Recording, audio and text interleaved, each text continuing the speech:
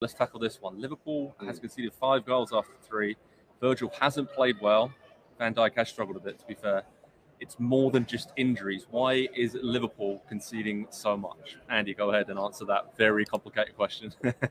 I know the question was aside from injuries, but I think that might also play a little bit of a part in it with Van Dijk specifically. And I'll just kind of read a little bit here from the player ratings because I tackled that point specifically. The entirety of what Liverpool's run as title contenders in the Premier League, Champions League contenders, Champions League winners, and on and on and on in the cups. Van Dijk showed once or twice every single game, unquestionably, I am the best defender in the world because I can make plays that no one else can make. I can make the plays that literally save a goal, save a game, save 3 points for this team. And I just don't think he's that player anymore. I don't think he's able to make those plays, especially in the open field. And I think United's second goal was a perfect example of that.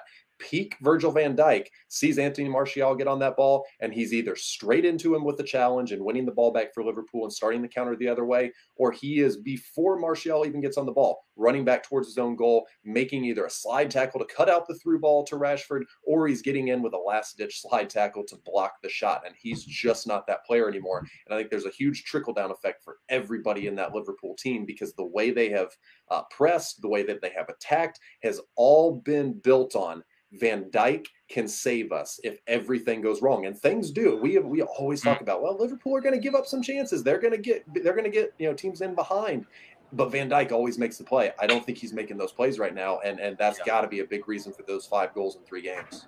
Yeah, United, Palace, we saw it, and it's just so direct. Fulham as well, just getting in behind. It's like teams are reading this playbook just to get in behind, turn them. And this is a great point by Daniel here. Nick, let's discuss this. He says perhaps Liverpool want to have an average season with 1 trophy, and they obviously don't want to, but perhaps they are going to, with 1 trophy and recoup after the extremely fatigued and exhausting last season.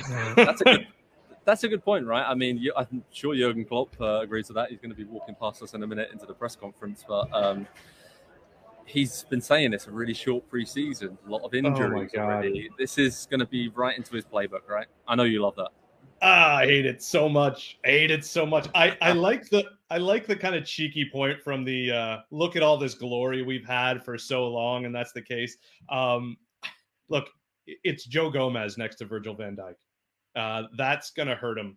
And I don't mean that Van Dijk's not. I mean, Van Dijk used to be that guy where he was out there, so put whatever 3 guys you want with him, and it's probably going to be fine. He had a great tackle early, right? Was it on Rashford? Where he closed him down to the right side and poked it away. So I didn't think he was absolutely terrible, but again, you need a supporting cast, and Fabinho out there makes his life better. Keita makes his life 100%. Better. Thiago, 100%. I mean, holy cow, we talked about how much he changed what they did last year, and it's going to take some adjustment. I mean, Diaz was, I thought, terrible today. I thought he had a really rough time. He worked hard. The endeavor was there. The flash was there. But aside from fouling and getting fouled, I thought he struggled. And Darwin Nunez was a huge miss today.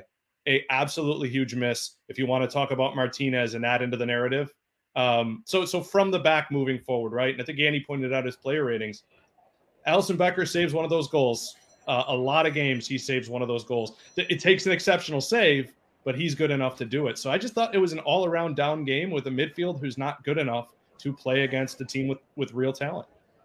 I mean, Andy, it kind of points towards a lot of people saying in the comments, Fabinho, and I was just thinking that unless he had an injury, then that is where Klopp and Liverpool kind of lost this game, right? I mean, it's a big moment to put Harvey Elliott in there. James Milner was almost playing as centre forward at times. He was the man getting furthest forward, and Henderson was just left totally exposed there. So United, McTominay, I thought was excellent in dictating the tempo, playing quick balls centrally. That's how we found Bruno to set up Alanga when they hit the post, and United kept playing direct. So was that really tactically where Liverpool, not even tactically, personnel-wise, right, where they just got it wrong? And Jurgen Klopp doesn't get it wrong often, but that was key today. Yeah, it's again, and to not make excuses for Liverpool, and because we know Klopp will have plenty of his own and everything, but the injuries do matter. I will say this. When they get everybody back, Konate being a big part of that, Thiago being a big part of that, sounds like he'll be out for a while, though. Fabinho, whenever he's maybe ready or Klopp wants him to play 90 minutes, they'll be a better side. But I do worry just a little bit that this could snowball. very quickly for Liverpool because, and we have seen it a lot in the past where teams that have a very, very intense style of play, a very demanding kind of manager, as friendly as he seems on the surface, and with the players, he's a bit prickly, and he won't be afraid, I don't think, to show that side to his players if they're not performing up to standard. And at that point, if the results are not going your way and everybody's not having as much fun, everybody's not willing to put up with the demand and the rigors every single day that comes along with playing in a Jurgen Klopp team. It becomes when the proof is no longer there, nobody wants to do everything that's required. And so he's had this before. Let's not forget. And I almost didn't want to bring it up because I don't want to draw too many parallels too quickly. But we've seen this at Dortmund with Klopp before. We remember what his final season was like there. And I'm not saying this is immediately going to turn into that, but I do think it's worth remembering that there is an expiration date for a squad of players. And I think that a few of those players for Liverpool have probably just about reached that point. I think there's also an expiration date for a manager's ideas and how long a set of players and even new players coming in can perform what a manager like Klopp wants. So I'm going to keep an eye on maybe the body language and the vibes around Liverpool the next few weeks and just see how they respond. Because if there doesn't appear to be any breaks in the chemistry or everybody putting in the hard work, as Nick pointed out with Luis Diaz, then I think they'll be okay. But the potential is there. It is there. I mean, looking at some of the reaction there from Andrew Robertson, Liverpool's left back after the game, they keep going behind in games. They keep giving themselves a mountain to climb. And even a team as good as Liverpool can't keep shooting themselves in the foot like this and expect to get out of trouble. So this has been coming for a while, even though I said they've been on a 21-game unbeaten run in the Premier League before today. It's a growing trend. And like we said, slightly worrying. Is it fatigue? Is it a lack of, like you said, Andy, freshness when it comes to the ideas? It's going to be intriguing to see.